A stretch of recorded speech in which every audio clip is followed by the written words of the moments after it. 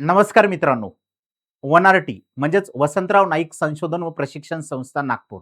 ही जी काही संस्था आहे, तर जे गोर बंजारा समाजातील येणारे विद्यार्थी असतील किंवा जे काही बाकीचे घटक आहेत, तर यांच्यासाठी ही संस्था वनआरटी म्हणून नावाने स्थापन करण्यात आलेली आहे. अगोदर आपण जे काही महाज्योती नावाने ओळखत होतो, तर महाज्योतीमधून हे विभक्त करण्यात आलेली वनआरटी ही संस्था आहे. तर जे गोर बंजारा समाजामध्ये येणारे विद्यार्थी असतील, यांना वेगवेगळे प्रशिक्षण देणं, जसं यूपीएससी आहे, एमपीएससी आहे, त्यानंतर बँकिंग आहे, स्टाफ सिलेक्शन कमिशन आहे, पोलीस भरती असेल, या सगळ्या ज्या काही कोणत्या योजना त्यांच्या अंतर्गत राबवल्या जातात, या संदर्भातली माहिती तर आपण व्हिडिओमध्ये पुढे बघणारच आहे. तर यांना अर्थसहाय्य देणे, त्याचबरोबर वेगवेगळे प्रशिक्षण देणे, कौशल्य विकासाचे जे काही आहेत तर त्या योजना राबवणे आणि ज्या काही इतर योजना असतील तर त्या वनआरटी अंतर्गत इथं राबवण्यात येणार आहे. तर वनआरटी बद्दलची संपूर्ण माहिती जी काही आहे तर ती आज आपण या ठिकाणी इथं बघूया. प्रथमतः धुळास सर जे काही आहेत तर हे सचिव आहेत वनआरटीचे. त्याचबरोबर प्रशांत वावगे सर जे काही आहेत तर ते व्यवस्थापकीय संचालक आहेत.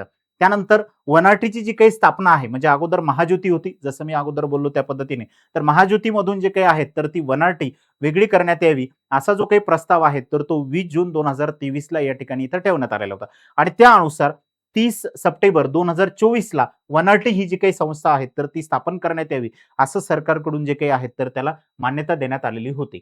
मग आता ही जी काही मान्यता आहे तर ही कोणासाठी देण्यात आलेली आहे, कोणत्या समाजातील घटकासाठी इथं देण्यात आलेली आहे, तर जे काही गोर बंजारा समाजात आहेत तर यांच्यासाठी देण्यात आलेली आहे. मग यामध्ये महाराष्ट्र राज्यातील जो की विमुक्त जाती असेल, त्यानंतर भटक्या जमाती भटक्या जमाती व भटक्या जमाती यांच्यासाठीच जी काही आहे तर ही संस्था स्थापन करण्यात आलेली आहे. मग या घटकासाठी सामाजिक असेल, शैक्षणिक, आर्थिक विकासाच्या अनुषंगाने जे काही आहे तर ही संस्था या ठिकाणी इथं स्थापन करण्यात आलेली आहे. म्हणजे हे जे काही महत्त्वाचे घटक आहेत तर यांच्यावरती या ठिकाणी जे काही आहे तर वेगवेगळे उपक्रम राबवून यांचा आर्थिक विकास असेल, सामाजिक असेल आणि शैक्षणिक विकास असेल, तर हा करणं महत्त्वाचा उद्देश जो काही आहे तर तो वनआरटीचा या ठिकाणी इथे आहे. तर वनआरटी अंतर्गत कोणकोणत्या स्कीम आहेत तर त्या संदर्भात किंवा यांचे मेन जे काही आहे तर ध्येय आणि उद्दिष्टे काय आहेत त्याबद्दलची माहिती आपण यामध्ये इथं घेणार आहे. जसं की अगोदर ज्या काही आपण या ठिकाणी सांगितलेल्या त्या कॅटेगरी आहेत, विमुक्त जाती अ गट असेल, त्यानंतर भटक्या जमाती ब असेल, भटक्या जमाती क असेल किंवा भटक्या जमाती ड असेल, तर या प्रवर्गातील किंवा इतर वंचित किंवा उपेक्षित वर्गातील जे काही सदस्य आहेत किंवा कुटुंब आहेत तर यांना या ठिकाणी जे काही आहेत तर सामाजिक, शैक्षणिक आणि आर्थिक विकासासाठी जे काय तर यांचा अभ्यास करणे आणि यांच्यावरती जे काही उपाययोजना असतील तर त्या राबवणे, हे यांचं या ठिकाणी जे काही तर उद्दिष्ट आहे. वनआरटी संस्था जे काही आहेत तर नियम असतील किंवा बाकीचे जे काही वेगवेगळे आवश्यक गोष्टी आहेत, सुधारणा आहेत किंवा काही गोष्टी रद्द करायच्या असतील तर त्या यांच्याकडे आहेत. त्यानंतर लक्ष जे काही आहे यांचं तर विकासासाठी कार्य करत राष्ट्रीय स्तरावरती जे काही आहे तर एक मॉडेल तयार करणे, हा सगळ्यात महत्त्वाचा उद्देश जो काही आहे तर या ठिकाणी यांचा आहे. यांच्या अंतर्गत जे काही तर यूपीएससी असेल, एमपीएससी, बँकिंग, पोलीस भरती, रेल्वे, त्यानंतर संरक्षण असतील, न्याय व्यवस्था, यूजीसीचे जे काही नेट आहेत किंवा सेट आहेत किंवा कॅट आहेत, नीट असेल, त्यानंतर वैद्यकीय प्रवेशासाठीच्या जे काही एंट्रन्स एक्झाम आहेत तर त्याची तयारी करून घेणे, त्यानंतर अभियांत्रिकी जे काय तर यांच्या स्पर्धात्मक परीक्षेसाठी जे काय आहे तर विविध टप्प्यावरती इथं प्रशिक्षण जे काय तर दिले जाते आणि यांच्या अंतर्गतच काही ठिकाणी अर्थसहाय्य दिले जाते, तर काही ठिकाणी जे काय आहे तर त्यांना प्रशिक्षण दिले जाते. तर याची पूर्ण माहिती जे काही तर पुढे घेणारच आहे. तर यामध्ये जे काही तर विविध लष्करी असतील किंवा पॅरामिलिटरी असतील तर यांचे सुद्धा प्रशिक्षण जे काही तर इथं दिले जाते. त्यानंतर विशेष क्षेत्रातील जे काय आहे तर विशेष अभ्यासक्रमासाठी सुद्धा या ठिकाणी जे काही तर अर्थसहाय्य त्यांच्या अंतर्गत इथं दिले जाते आणि वेगवेगळे प्रशिक्षण सुद्धा जे काही तर इथं दिले जातात. आता त्याच्यानंतरचं बघा अजून काही काही यांचे लक्ष आहेत या गटासाठी. सरकारी किंवा निम सरकारी जे काही आहे तर संस्थांकडून विविध कौशल्य विकास प्रशिक्षण जे काय तर ती सुद्धा यांच्या अंतर्गत इथं राबवले जातात. त्याच्यानंतर विविध उद्योग असतील, संस्थांद्वारे जे काय आहेत तर घेण्यात येणार आहे विविध कौशल्य विकासाचे प्रशिक्षण असेल तर हे सुद्धा यांच्या अंतर्गत जे काही तर इथे तुम्हाला दिले जाते. त्यानंतर स्पर्धा परीक्षेच्या अंतर्गत वेगवेगळ्या ज्या काही चाचण्या असतात, जसं की पूर्व परीक्षा असेल, मुख्य परीक्षा असेल किंवा इंटरव्ह्यू असेल, तर या ठिकाणी सुद्धा वेगवेगळ्या लेवलवरती जे काय तर आपल्याला अर्थसहाय्य या ठिकाणी इथं केल्या जातात. विविध उपक्रम असतील, प्रकल्प असतील, कार्यक्रम असतील, त्यानंतर योजना असतील, तर या ठिकाणी जे काही आहेत तर हे राबवले जातात.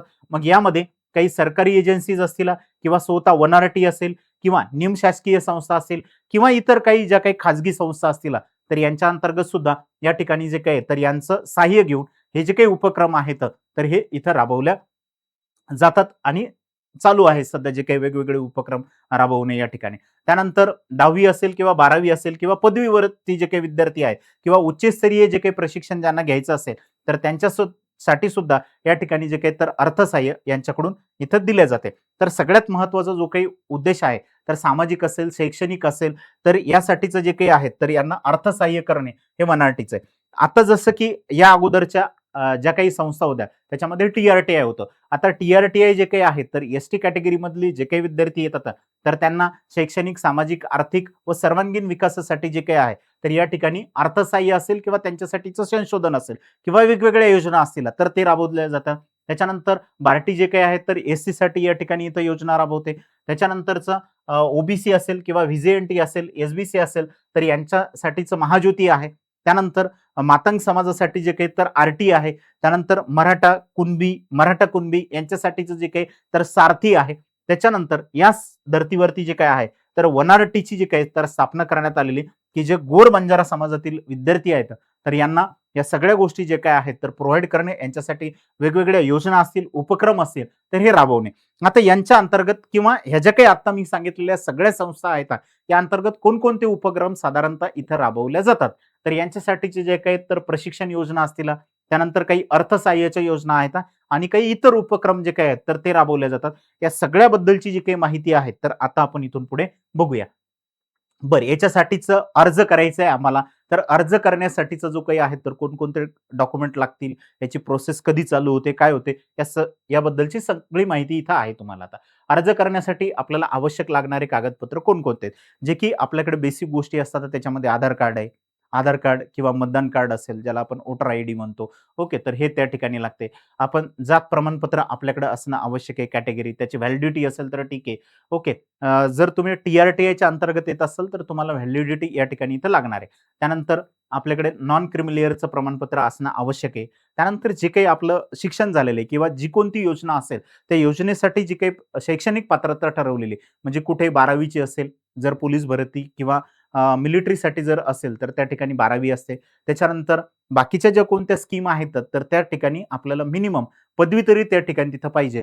तर या सगळे शैक्षणिक कागदपत्र जे काही तर ते आपल्याला इथं असणं आवश्यक आहे. म्हणजे 10वीचे डॉक्युमेंट असतील, 12वीचे असतील, पदवीचे असतील, त्यानंतर आपलं ओळखपत्र असेल, नॉन क्रिमिनल असेल, त्यानंतर आपलं बँक पासबुक असेल. तर ह्या सगळ्या गोष्टी जे काही तर या ठिकाणी आपल्याला इथं आपल्याकडे असणं आवश्यक आहे. त्यानंतर प्रशिक्षणासाठी यांची निवड कशी केली जाते? आता पहिल्यांदा जे काही तर एक जाहिरात दिली जाते. ही जाहिरात दिल्याच्या नंतर त्या विद्यार्थ्यांकडून जे काही तर फॉर्म भरून घेतले जातात. विद्यार्थ्यांकडून फॉर्म भरून घेतल्याच्या नंतर तुमची एक परीक्षा एंट्रन्स एक्झाम जी काही आहे तर ती घेतली जाते. मग त्या अंतर्गत जे काही तर विद्यार्थ्यांची मेरिट लिस्ट लावल्या जाते. मेरिट लिस्ट लावल्याच्या नंतर मग त्यांची अंतिम निवड जी काही आहे तर ती केली जाते आणि मग विद्यार्थ्यांना जे काही आहेत तर कोणकोणत्या संस्थांना प्रेफरन्स द्यायचे त्यांच्या अंतर्गत जे काही तर त्या वेगवेगळ्या संस्था जे काही तर निवडण्यात येतात. त्यापैकी तुम्हाला ज्या संस्थेला प्रशिक्षण घ्यायचं आहे ती संस्था तुम्ही तिथे निवडू शकता. मग तुमचं जे काही आहे तर त्या संस्थेला जाऊन तुम्ही तिथं प्रशिक्षण जे काही तर घेऊ शकता. अंतिम जे काही आहे तर प्रोसेस त्या ठिकाणी मग तुमची तिथून पुढे होणार आणि मग तिथून पुढे जे काही आहे तर तुम्ही प्रशिक्षण जे काही तर तिथे घेता येते. आता मग प्रशिक्षणामध्ये पहिलं जे काही प्रशिक्षण वनारटीच्या अंतर्गत असेल, इतर संस्थांच्या अंतर्गत असेल तर ते कोणतं आहे तर यूपीसी साठीचं आहे. यूपीसी अंतर्गत जे काही तर इथं मोफत प्रशिक्षण जे काही तर इथं दिले जाते. मग ते पूर्व परीक्षेसाठी असेल किंवा मुख्य परीक्षेसाठी असेल किंवा इंटरव्ह्यूसाठी असेल. तर आता पूर्व परीक्षेच्या दृष्टिकोनातून जर बघितलं तर यांच्यासाठीचं कालावधी जो काही आहे तर तो राहतो 11 महिने. आता इथं 2 ठिकाणी जे काही तर प्रशिक्षण दिले जाते. एक दिल्लीला दिले जाते आणि एक पुण्यामध्ये जे काही तर या ठिकाणी दिले जाते. आता दिल्लीला आणि पुण्या मिळून ह्या ज्या काही जागा आहेत तर त्या 1000 आहेत. यांच्यामध्ये कमी जास्त जे काही तर संस्थानुसार इथे असू शकते. ओके, तर दिल्ली आणि महाराष्ट्रात एकूण जागा जे काही आहेत तर या ठिकाणी इथं दिल्या जातात. महाराष्ट्रात जे काही आहेत तर शक्यतोवर पुण्यामधल्या जे काही संस्था आहेत तर त्याच या ठिकाणी इथं निवडल्या जातात. त्यानंतर यासाठी जे काय तर मोफत प्रशिक्षण आपल्याला दिलं जाते. मासिक विद्यावेतन जे काही आहे तर ₹13,000 एवढा स्टायफंड जे काही तर दरमहा विद्यार्थ्याला जो काही तर तो दिला जातो. 11 महिने जो काही तर ₹13,000 स्टायफंड विद्यार्थ्याला या ठिकाणी इथं प्रोव्हाईड केला जातो. त्याच्यानंतर विद्यार्थ्याची 75% हजेरी असणं या ठिकाणी आवश्यक आहे. त्यानंतर आकस्मिक निधी कॉन्टिन्जन्सी फंड मिळून जे काही तर विद्यार्थ्याला एक वेळ 18,000 रुपये एवढी रक्कम जी काही तर या ठिकाणी इथं दिल्या जाते. ही जी काही रक्कम आहे तर ही एकदाच मिळते, पण हे जे काही 13,000 रुपये आहे तर हे दरमहा त्या ठिकाणी तिथं दिले जातात. जे विद्यार्थी दिल्लीमध्ये प्रशिक्षण घेणार आहेत युपीएससीचं, त्या विद्यार्थ्यांसाठी ट्रॅव्हलिंग प्रवास भत्ता जो काही आहे तर तो 10,000 रुपये एक वेळ त्यांना त्या ठिकाणी तिथं दिला जातो. तर अशा पद्धतीने जे काही आहे तर ही पूर्ण अर्थसहाय्य जे काही तर यांच्या अंतर्गत इथं दिले जाते आणि सोबत मोफत प्रशिक्षण सुद्धा जे काही तर या ठिकाणी इथं दिले जातात.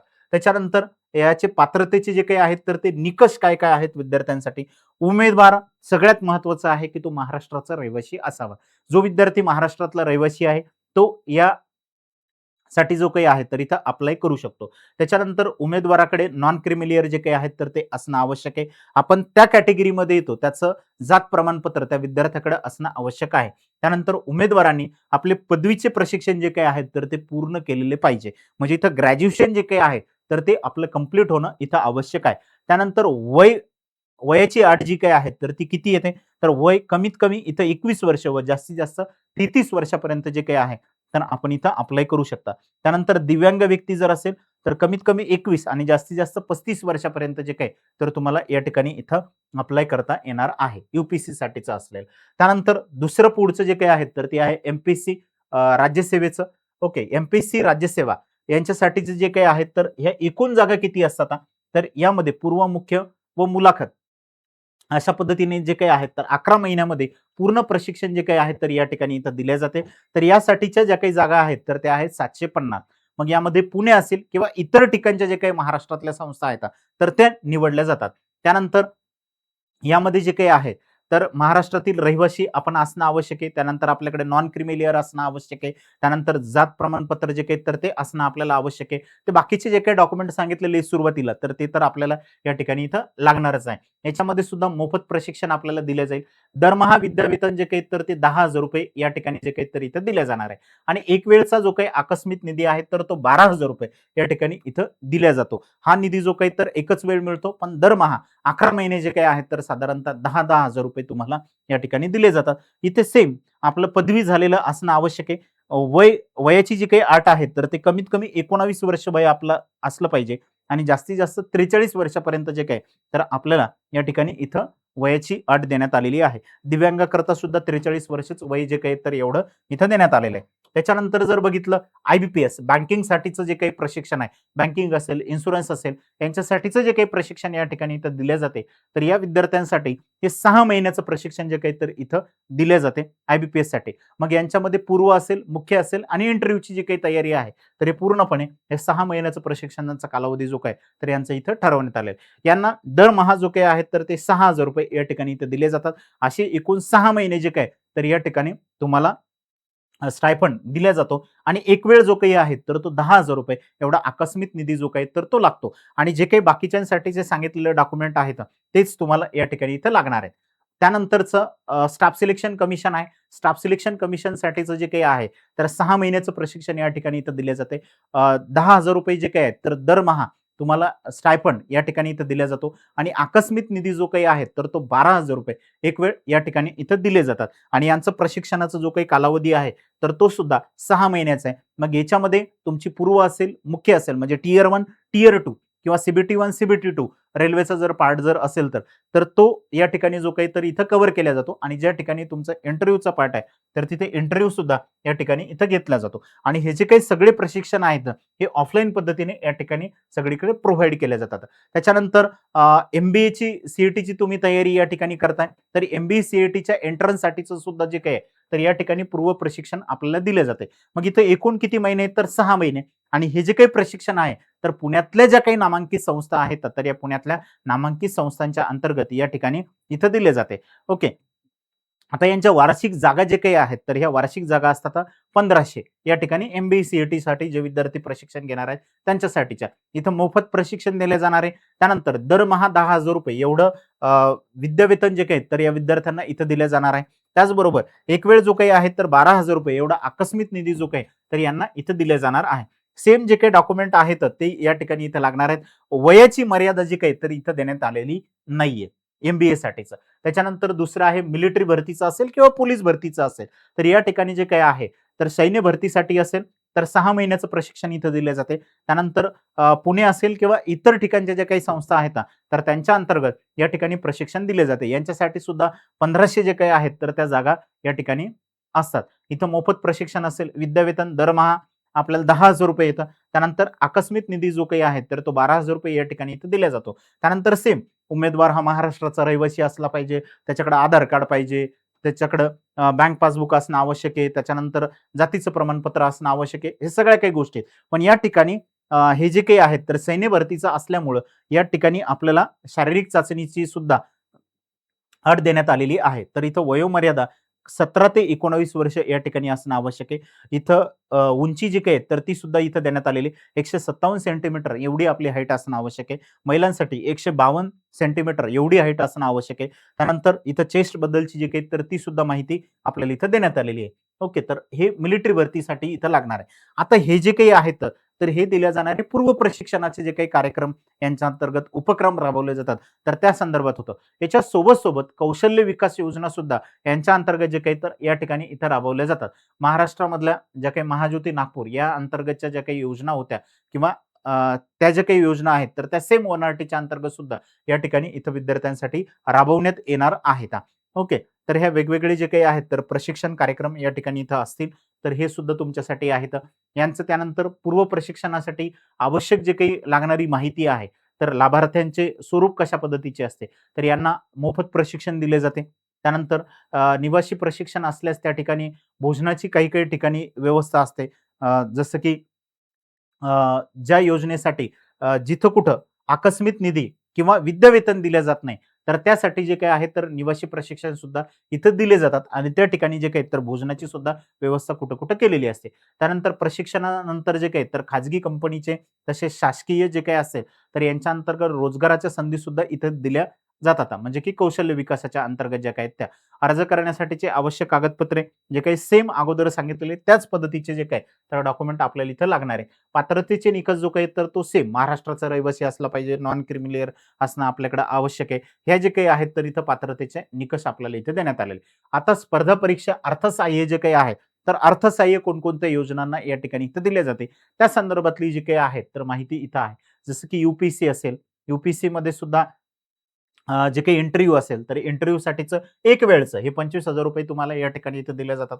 त्यानंतर इथं मुख्य परीक्षेसाठी यू-पी-एस-सीचे असेल, तर एक वेळ ₹50,000 तुम्हाला या ठिकाणी इथं दिल्या जातात. त्यानंतर वनसेवासाठी इंटरव्ह्यूसाठी असेल, तर इथं एक वेळ ₹25,000 तुम्हाला इथं दिल्या जातात. त्यानंतर मुख्य परीक्षेसाठी असेल वनसेवेच्या, तर ₹50,000 दिले जातात. त्यानंतर एम-पी-एस-सीची इंटरव्ह्यूची जर असेल, तर ₹10,000 दिले जातात एम-पी-एस-सी राज्यसेवेसाठी आणि एम-पी-एस-सीच्या मुख्य परीक्षेसाठी जे काही तर ते ₹25,000 एक वेळ जे काही तर या ठिकाणी इथं दिले जातात. अगोदरचे जे काही आपण सगळे सांगितले ते पूर्व प्रशिक्षणासाठीचा जो काही पार्ट आहे म्हणजे जे काही विद्यार्थी पूर्व परीक्षा पास झालेले आहेत आणि जे काही मुख्य परीक्षेसाठी पात्र आहेत किंवा मुख्य परीक्षा पास झालेत आणि इंटरव्ह्यूसाठी गेलेले आहेत तर त्या विद्यार्थ्यांसाठीचा हा पार्ट या ठिकाणी इथं आहे. त्यांना एक वेळ जे काही तर इथं अर्थसहाय्य दिल्या जाते. त्याच पद्धतीनं दुय्यम सेवा असतील महाराष्ट्रातल्या एम-पी-एस-सीच्या अंतर्गत या ठिकाणी इथं घेतल्या जाणार आहे. तर यांना ₹20,000 अर्थसहाय्य मुख्य परीक्षेसाठी आहे. त्यानंतर मुलाखतीसाठी इथं ₹5,000 अर्थसहाय्य तुम्हाला दिलं जाणार आहे. त्यानंतर तांत्रिक सेवा असतील तर यांच्यासाठीचं ₹25,000 मुख्य परीक्षा. ओके. आणि त्याचबरोबर मेकॅनिकल असेल किंवा इतर जे काही आहेत तर तांत्रिक विभाग असतील तर यांच्यासाठी सुद्धा ₹25,000 जे काही तर ते अर्थसहाय्य या ठिकाणी इथं केल्या जाते. ओके. बाकीच्या ज्या काही स्कीम आहेत तर यांच्यासाठी सुद्धा या ठिकाणी साधारणतः 25,000 ते 20,000 जे काही तर एक वेळ अर्थसहाय्य जे काही तर या ठिकाणी इथं दिल्या जाते. ओके. त्यानंतर योजना असतील, त्यांचं अर्थसहाय्य असेल, तर तुम्हाला या ठिकाणी इथं देण्यात आलेलं आहे, की मुख्य परीक्षा असेल किंवा पूर्व परीक्षा असेल, तर यांच्यासाठीचं एक वेळचं किती अर्थसहाय्य विद्यार्थ्यांना इथं दिले जाते ते. ओके. त्याचबरोबर जर तुम्हाला काही अडचणी असतील या स्कीम संदर्भातल्या, तर तुम्ही दिलेल्या या 2 नंबरपैकी कोणत्याही एका नंबरवरती जे काही तर इथं कॉन्टॅक्ट करू शकता. ओके. सारथी एज्युकेशनचं जे काही आपलं चॅनल आहे, तर त्याला सबस्क्राईब करून ठेवा. जेणेकरून ह्या ज्या काही नवनवीन स्कीम आहेत यांच्या आलेल्या जे काही ॲडव्हर्टाइजमेंट असतील तर या संदर्भातली माहिती जी काही तर तुम्हाला या ठिकाणी इथं मिळत राहील. धन्यवाद मित्रांनो.